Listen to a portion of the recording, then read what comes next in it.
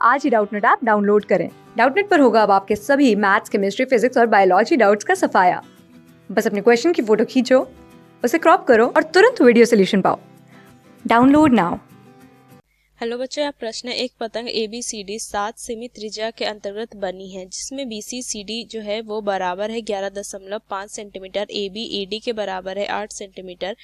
जैसे संग्रह चित्र में दर्शाया गया है, तो चक्रीय चतुर्भुज ABCD का क्षेत्रफल और छायांकित भाग का क्षेत्रफल ज्ञात करना है। तो चलिए इस प्रश्न को हम हल करते हैं। तो देखिए यहाँ पे ABCD का हमें यहाँ से क्षेत्रफल ज्ञात करना है, फिर यहाँ पे जो हमारा छायांकित भाग उसका भी क्षेत्रफल ज्ञात करना है। तो चलिए इस प्रश्न को हल करते हैं। तो देखिए ABCD ये हमारा एक क्या है, हमारा पतंग के आकार का है। तो यहाँ से अगर हम लिखे कि ABCD का क्षेत्रफल जो होगा, यहाँ से ये हमारा क्या है, ये हमारा एक पतंग के आकार का है। तो पतंग का आकार का जो क्षेत्रफल होता है वो क्या होता है, 1/2। ये क्या होता है हमारा, इसके विकर्णों का गुणन। क्या होता है, विकर्णों का गुणन। ये होता है हमारा गुणनफल, इसका क्षेत्रफल होता है ये पतंग का। ठीक, तो यहाँ से अगर हम देखें तो यहाँ से क्या हो जाएगा, देखिए यहाँ से अगर हम हमारे इस पतंग का विकर्ण हो गया और A को हमने यहाँ से क्या किया, C से मिला दिया, तो ये हमारा क्या हो गया, यहाँ से ये BD और AC जो है इसके विकर्ण हो गए। तो यहाँ से अगर हम देखें तो यहाँ से क्या हो जाएगा, और ये हमारा क्या है, ये जो हमारा बिंदु हो गया ना, ये हमारा क्या, इस वृत्त का जो है ये हमारा क्या हो गया, यहाँ से केंद्र हो गया। तो यहाँ से अगर देखें तो ये 7 सेंटीमीटर त्रिज्या है इसकी, तो यहाँ से AC जो हो जाएगा ये हमारे क्या हो जाएगा, ये हो जाएगा 7 गुना 2, तो ये 14 सेंटीमीटर हो जाएगा यहाँ से हमारा, यहाँ से AC। अब यहाँ से अगर हम देखें तो यहाँ से हम क्या लिखते हैं कि देखिए AO अगर हम यहाँ से X ले लिए तो यहाँ पे हमारा यहाँ से OC जो हो जाएगा वो कितना हो जाएगा, 14 ऋण में X ये हो जाएगा। ठीक, अब यहाँ से हमें पता है कि जो ये पतंग का जो विकर्ण होता है एक दूसरे को क्या होता है, लंब समद्विभाजक होते हैं। तो यहाँ से क्या लिखेंगे, यहाँ से लिखेंगे पतंग का विकर्ण जो होता है, विकर्ण लंब समद्विभाजक होते हैं। क्या होता है हमारा, लंब समद्विभाजक होते हैं, लंबद्विभाजक होते हैं।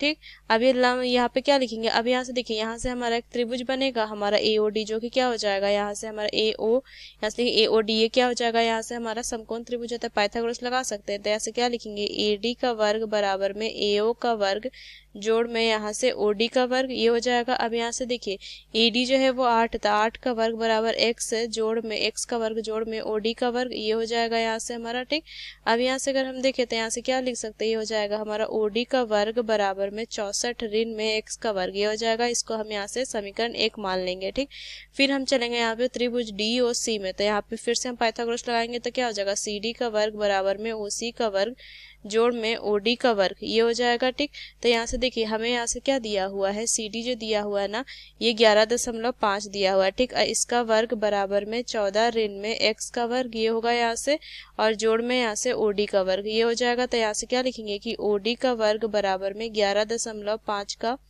वर्ग ऋण में यहाँ से हो जाएगा 14 ऋण में X का वर्ग, ये हो जाएगा हमारा। ठीक, इसको समीकरण 2 मान लेते हैं, दोनों क्या है, OD के वर्ग का मान है। ठीक, तो यहाँ से क्या लिखेंगे कि समीकरण 1/2 से समीकरण 1/2 से, अब यहाँ से देखिए इन दोनों समीकरण से हम क्या लिख सकते हैं यहाँ पे कि 11.5 का वर्ग यहाँ से ऋण में 196 ऋण में X का वर्ग, यहाँ से हमारा जोड़ में यहाँ से 28x बराबर कितना हो जाएगा, 64 ऋण में X का वर्ग, ये लिख सकते हैं हम। तो यहाँ से क्या हो जाएगा, देखिए यहाँ से हम लिखेंगे X का वर्ग से X का वर्ग हम यहाँ पे कट कर सकते हैं। तो क्या हो जाएगा, 28x बराबर में हो जाएगा 64 जोड़ में 196 और ऋण में क्या हो जाएगा, इसका वर्ग करेंगे तो ये हो जाएगा हमारा 132.25, ये हो जाएगा। ठीक, तो यहाँ से हो जाएगा 28x बराबर में, इसको माइनस करें तो 127.75 आ जाएगा, इसको हम माइनस करने पे।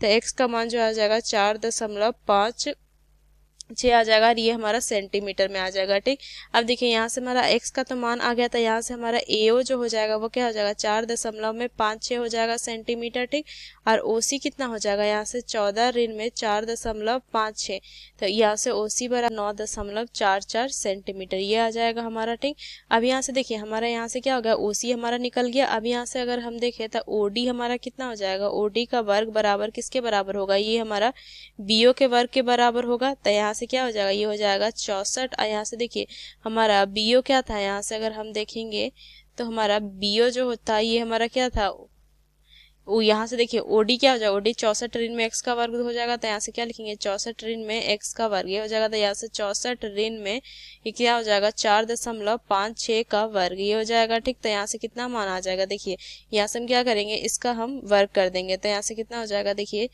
4.56 गुना में 4.56, तो ये हो जाएगा हमारा ऋण में 20.79, ये हो जाएगा। ठीक, इसको क्या करेंगे हम, यहाँ से अगर हम देखें तो 64 में से इसको हम घटाना पड़ेगा, तो यहाँ से कितना हो जाएगा, यहाँ से घटाएंगे मान, तो यहाँ से आ जाएगा 43.21, ये आ जाएगा हमारा सेंटीमीटर में। ठीक, ये किसका मान आ गया, यहाँ से हमारा यहाँ से ओडी वर्ग का मान आ गया। तो यहाँ से ओडी का मान कितना आ जाएगा, यहाँ से अगर हम देखें तो इसका क्या लिखेंगे, वर्गमूल करना पड़ेगा। तो यहाँ से हो जाएगा 4 तिया, तो कितना आ जाएगा मान, यहाँ से आ जाएगा, इसका वर्गमूल करेंगे हम। ठीक, तो यहाँ से जो मान आ जाएगा ये आ जाएगा ओडी बराबर ओबी बराबर ये आ जाएगा 6.57, और ये आ जाएगा हमारा सेंटीमीटर में। ठीक, अब यहाँ से हमारा ओबी और ओडी यहाँ से हमारा निकल गया।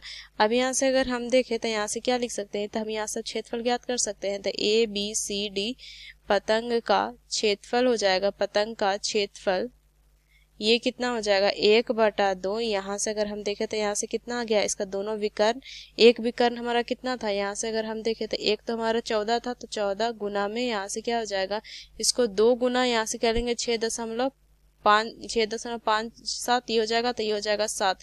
अब इसको अगर हम गुना करें तो 14 गुना में 6.57, ये हो जाएगा। ठीक, तो यहाँ से क्या हो जाएगा, गुना करेंगे ना मान आ जाएगा, ये हो जाएगा हमारा 91.98, और ये वर्ग सेंटीमीटर आ जाएगा। ठीक, तो ये हमारा आ जाएगा यहाँ पे इसका चक्रीय ABCD चक्रीय का क्षेत्रफल। ठीक, अब यहाँ से हमें छायांकित भाग का क्षेत्रफल ज्ञात करना, तो यहाँ से क्या लिखेंगे कि छायांकित भाग का क्षेत्रफल, तो देखिए यहाँ से क्या लिखेंगे, पहले हम वृत्त का क्षेत्रफल ज्ञात करेंगे, वृत्त का क्षेत्रफल ज्ञात करेंगे। ठीक, और उसमें से क्या करेंगे ABCD का हम क्षेत्रफल घटा देंगे। ठीक, अब यहाँ से देखिए, यहाँ से अगर हम इसको घटा दिए तो मान किसका हमारा निकल जाएगा, ये हमारे ये जो न है, जो हम यहाँ से ये तो छायांकित भाग का हमारा मान निकलेगा ही, और यहाँ से इसका भी मान निकल जाएगा।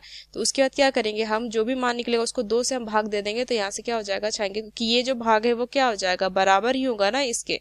तो यहाँ से हम क्या लिखेंगे कि यहाँ से जो हम देखें तो ये कितना हो जाए 3.14 गुना में क्या हमारा, यहाँ पे अगर हम देखें तो यहाँ पे हमारा त्रिज्या 7 है, तो 7 का वर्ग क्या हो जाएगा 49, ऋण में 91.98, ये है हमारा। ठीक, तो यहाँ से कितना हो जाएगा, देखिए इसको गुना कीजिए 3.14 गुना में यहाँ से 49, तो ये कितना हो जाएगा 153.86, ऋण में 91.98। ठीक, तो ये कितना हो जाएगा, देखिए यहाँ से इसको अगर घटा देंगे हम यहाँ से मान, तो हमारा जो मान आ गया वो कितना आ जाएगा, ये आ जाएगा हमारा 61.88। ठीक, और इसको क्या करेंगे, अब हम 2 से इसको भाग दे देते हैं।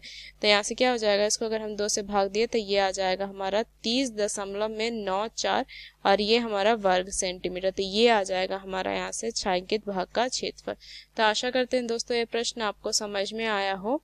धन्यवाद। यहाँ पे ये 9-8 है। क्लास 6 से 12 से लेके नीट, IIT, JEE मेंस और एडवांस के लेवल तक 10 मिलियन से ज़्यादा स्टूडेंट्स का भरोसा। आज ही डाउनलोड करें डाउटनेट ऐप या व्हाट्सएप कीजिए अपने डाउट्स 8400 400 400 पर।